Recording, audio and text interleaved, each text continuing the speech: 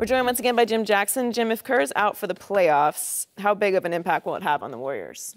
I don't think it'll really affect them maybe to the Western Conference Finals, to the championship. And the reason why I say that is I just feel bad for Steve. You look at his body language, he's so dejected in regards to how he feels, and back surgery, as you know, is no thing to play with. But to me, during the regular season, coaches do a couple of things. One, you manage injuries, you manage minutes, and you manage egos during the regular season. Kind of shift it. But once you get to the playoffs, this is when the in-game adjustments, halftime adjustments, how your message is being relayed and received is very important. Mike Brown is great, but once they get into, I think, the Western Conference Finals, not having Steve Kerr and that voice of reason, the voice of trust, like when Steph was going through his shooting slump and Steve just sat next to him on the bench and had that mild conversation. Right. Mike Brown can't do that. Right. You know what I mean? So they are going to miss it, I think, when it gets a little tighter. Say they play your Spurs, maybe. And that's not taking anything away from Mike Brown, but the way he's able to impact these individuals by himself, the way he's able to make in-game adjustments is a lot different than what Mike Brown can do. So it's going to be interesting. And plus, he'll hold Steph accountable. He'll hold Durant accountable. I don't know if Mike can do that with the same reverence and respect that he'll get. Not that they don't respect him. So, yes, it's very important. Now they'll get through it, but the deeper they get, especially you talking about conference championship and ultimate NBA championship, they're going to miss that voice on the bench. And I'm going to echo everything you just said. I don't think it'll have that big of an impact, obviously, against Portland. But do you trust Mike Brown going head-to-head with Popovich in the Western Conference Finals? That's the question, because you still have the big four. But at some point in time, it comes down to coaching. It comes down to who can make the best in-game, the best halftime adjustment, the best late-game adjustment. Now, what people don't know is that Mike Brown, although he is the assistant head coach, if he was the head coach, he would have the third most coach games in playoffs. Right. Next to Pop, next to Doc Rivers. So obviously he's been at this. He's taken a team to the NBA Finals. He's gone to a lot of conference finals with LeBron and when he was in the East. And so obviously, wait, he wasn't the head coach of those teams. Oh, Brian? He went. You say LeBron was the head coach? Yeah. And the general manager too, huh? Right, yeah. Oh, okay. See, we know that. It's okay. Stop, Skip. You tried to take a shot at LeBron. That's a compliment. And I'm not going to even bring up LeBron anymore today. Right. Go ahead, do it again. Right. No, I ain't going to do it. I ain't going to do it. What if Golden State plays Cleveland and Mike Brown got to go up against LeBron? I would love that. I would love that. They got to go up against LeBron. I love that. Because here's the thing, Skip. At the end of the day, when you have KD and he'll be back at some point in time, if I'm Golden State, Kevin Durant's not playing tonight. Yeah, I'm going to try to close this thing out and get him a good old long, let that calf. I mean, he ain't got but little muscle like that big, so. It's a long muscle. Yeah. Right? And so you got Steph, Clay, and Draymond. Yeah. I mean, that's what he's coaching. So the question is, as you go further, and as you mentioned, Jack, against Popovich, because that's what it's going to come down to, against Popovich. Now, I think they might, can Houston want to shoot threes? No. I'm going to say the Spurs.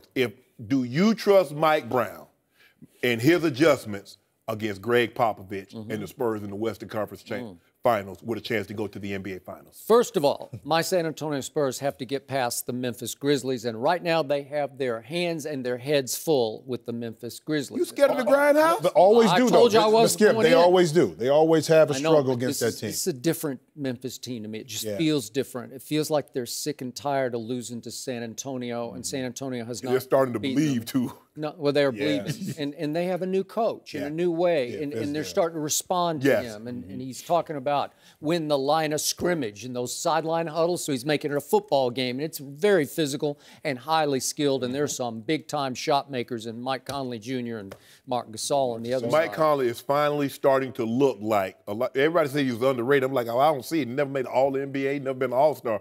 But Skip, in this series, I told you. But how about Fizdale drawing up the play and giving it to Marc Gasol for that shot? I mean, that you talk about a team that got confidence. Yeah. And I didn't mean to slide him. It wasn't an easy shot. Nope. And that's what I'm saying in regards to just making those little adjustments like that. And you were. That is correct. So tomorrow night to me is do or die for my Spurs at home. They have to win that game or they're cooked. They're not going to go back to the grindhouse and win because they haven't won there all year. But if they make it through Memphis, I think they can get through Houston because just on skill, coaching, savvy, they shred Houston's defense. It's usually been the case. I don't want to jinx them by leaping to the conclusion, but let's do the hypothetical that they do get to Golden State. I'm going to say what I said all year about Golden State. Only one team can beat Golden State, and that is Golden State. And it's all about the intangibles. Kevin Durant is, as you say, it now has the benefit, the luxury of missing probably Game 4 tonight. He's questionable for it. He could miss some in the next round, for all I know, against whoever survives Clippers Jazz. But the more games he misses, the good news starts to turn to bad news because they don't re-assimilate him into the chemistry, into the flow. Like, wait a second, because he's such a force. He's so huge and long and dominant and he's efficient. But he is, when he steps on the court, you know that a top 5 player, maybe a top 3 players on the floor. When he steps on the floor, he's the big dog. Okay, he is. I love Steph. He's the big dog. He's the big dog. I agree. So if you suddenly tried to blend back in the big dog, and then the head coach is gone, and God bless him because he's a good guy, Steve Kerr, but there's a lot of pain on his face. But so long term, though, Skip. I don't know, boy. It could affect him. Can he fly? Can he? Exactly. Phil Jackson. I mean, are we seeing a Phil Jackson situation? I don't know. Could be. But let's just say he misses the Western Conference Finals. Remember, Mike Brown coached and came up under Popovich for 3 years as an assistant coach.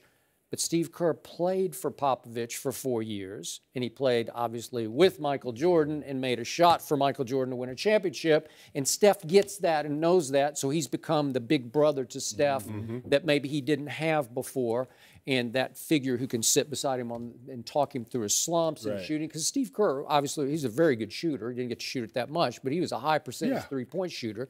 So they will miss his intangibles and his leadership and guidance, and there won't be the respect level for Mike Brown.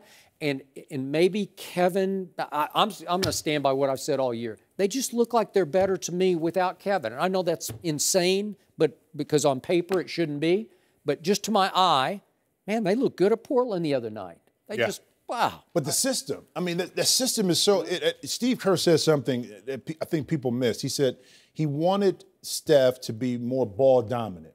And the people thought it meant shooting. And I said, no, he wanted Steph to handle the ball more to make plays. And that's what Steph was able to do, even when Durant is in the game, because if I'm Durant, you're going to make it easier on me to get shots because you're going to draw 2 or 3 defenders, and all I got to do is get open. So as a scorer, I want to be as efficient as I can without working hard. Right.